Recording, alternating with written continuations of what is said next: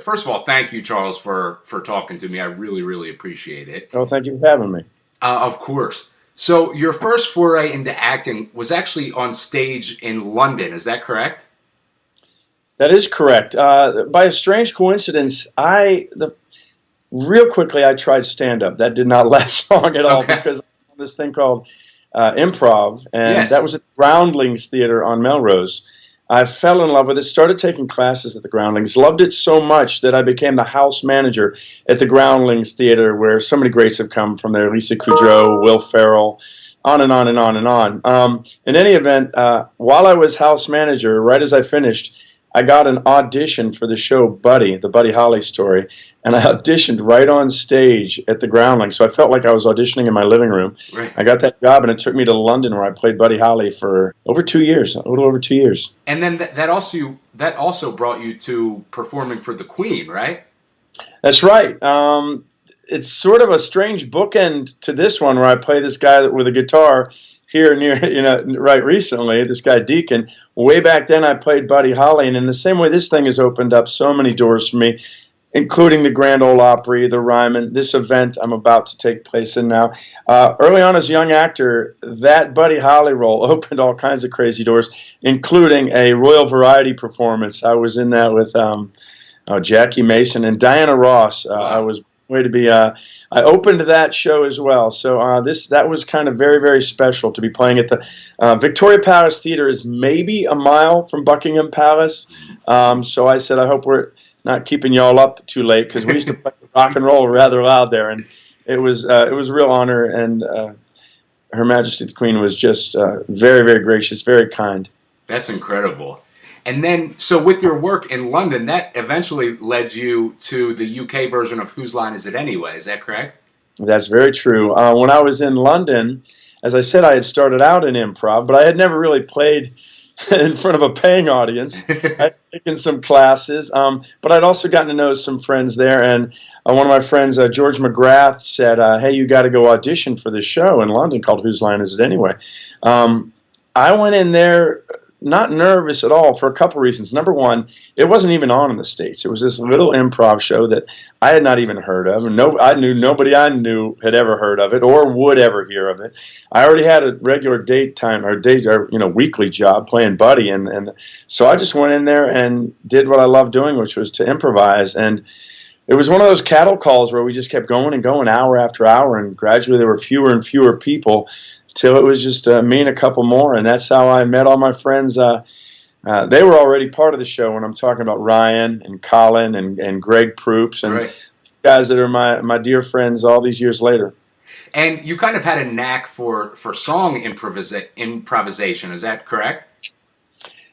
Well, it turned out, yeah. I've always loved writing songs. I started off as a kid being a songwriter on guitars, and always not just writing like emotional or meaningful songs. I would write a lot of joke songs too, try to make people laugh. And so when I found at the Groundlings that there was this thing where you would, improvise and make up a song off the top of your head, I was drawn to it rather quickly. And yeah, I've thought often about the fact that in the history of the world, I mean, going all the way back, there was a very narrow time range when you could make money and pay a mortgage because you could make up a song off the top of your head.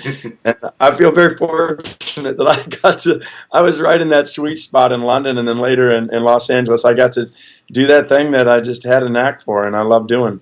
And that's really a testament. I mean, how many people really get to say that they do love what they do, Oh, I've been real fortunate about that. I sort of aimed at that, and I had to aim at that because some people have more discipline than I do, and they're able to work hard at things that they don't necessarily enjoy so they can go do things that they enjoy. I respect that very much because a lot of people have jobs that are hard, tough. Jobs aren't super fun, but they go do it, they do it well, and then they go do the rest of their life the things they love. I was never disciplined enough to even pretend to have work at the things I didn't enjoy. Thank goodness I ended up doing things I love. Well, and that led you to, from there, you had a number of roles on TV and film and on shows like Big Love and ER. But I've got to ask you about one of my favorite shows ever, which was your role in The Office. So, yeah. What was that like? I'll be honest. It was I was a fan already. I was a huge fan of the British version before the American version came out, and when they were about to do the American version, I was like, "Oh man, I don't know." That's like a lot of people. They're saying, "What are you trying here? This British version is pretty great." But then when I saw that it was going to be Steve Carell, who I knew a little bit, and I knew how incredibly gifted he was, and then Rainn Wilson, who I also knew, I said they might have a shot at this. And I saw quickly that they were making it their own, and it was this unbelievable show. By the time I got on it, and end of the second season, or end of the third season, I was already a fan. I was probably not very cool when I got on the set. I was almost like a guy that had won a radio contest to be on a show he enjoyed. A funny story is I was on a pilot with Rainn Wilson many seasons before, many years before, 6 or 7 years even before that. And I was at the audition for The Office, and they said, "I understand you were on a show with Rainn." And I said, "Yeah, it was a pilot, did not get picked up. In this pilot, we played androids who solved crimes, and we spent maybe half the show without any clothes on. Not showing anything, but like as androids that weren't dressed." And they were losing their mind at hearing that. And I said, and on top of that, if I get this job, I will show up on the set with a DVD of that pilot. I think by the time I got to my car in the parking lot, the phone was ringing. I'm certain that's how I got on The Office. Wow, that's incredible. And then from there, beginning in 2012, you went on to star in Nashville as Deacon Claybourne, which really seems like a role that you were born to play. What do you think about that? I'd have a hard time arguing. It felt like the one that pulled everything together. As I said, I started off in music. Even before I did any acting, I was in a band in college, and I started off with my acting in music, as I said, with Buddy, standing there with a guitar, singing songs. And while I got to learn what I was trying to be, which was an actor, all those years later, acting had been what I'd been doing. And but I never stopped playing music, never stopped playing guitar, never stopped writing even. For a bit there, I was set to go to Nashville to sing at the Bluebird with a friend of mine, and twice I had to pass because I got acting work, and I thought, well, I'm never going to get to go to Nashville. Never say never. I got this script, and it was a long, hard process to even land this job because the usual suspects were all in line to get it. I just got real fortunate. A lot of the things worked out, and that I knew how to play a little guitar and sing a little bit, and probably by then had done some of those other shows you're talking about, like Big Love and some other dramatic roles that maybe gave me the tools that I felt, and that's important, that I felt I could play this guy. And I think they sensed about me that I knew I could play this guy, and has been these past 6 seasons have been the best time of my life. And it shows in your work. It shows in the role. So kudos. And now you're about to go on tour performing the songs of Deacon. Is that correct? Well, we just got off tour with Nashville doing the Nashville Tour. And by the way, very few other shows get to say goodbye like this. Yeah. We finished shooting, and then my buddies Claire and Chris and Sam and Jonathan, who of course play my niece Scarlett, and Will Lexington and Gunnar Scott and Avery Barkley. We all got to go on the road. We got to go to England and Ireland and Scotland, and we got to play the songs of Nashville. We got to play at the O2 Arena, and we were blown away by the level of fan response over there, how they sing back every song. So I knew for a fact, though, most people, when they're done with the role, you are completely done. You don't get to do anything with that again. And it's hard to say goodbye to a character you played for 6 seasons. It's been hard for me not to, it's going to be hard not to be Deacon, not to walk in his boots anymore. But the cool thing is every once in a while, I get to sit behind his guitar and I get to play his songs. And that's exactly what I'm going to be doing. CMA Fest is in Nashville, starting the 7th, I believe, of June. And on that Friday night, I'm doing 2 shows called Deacon at the Franklin. There's a Franklin Theater right there in Franklin, Tennessee, right just south of Nashville. And it's just me and my buddy Colin Linden, who played all the guitar parts for that. I had to learn them so I could play them on screen, but Colin Linden played all those guitar parts. And the 2 of us sit there and play Deacon songs. I could see where a lot of people think, aren't you tired of that, or don't you want to separate off your own music? I get to do my own music. I get to go out and tour my own songs, and I've been doing that for a while.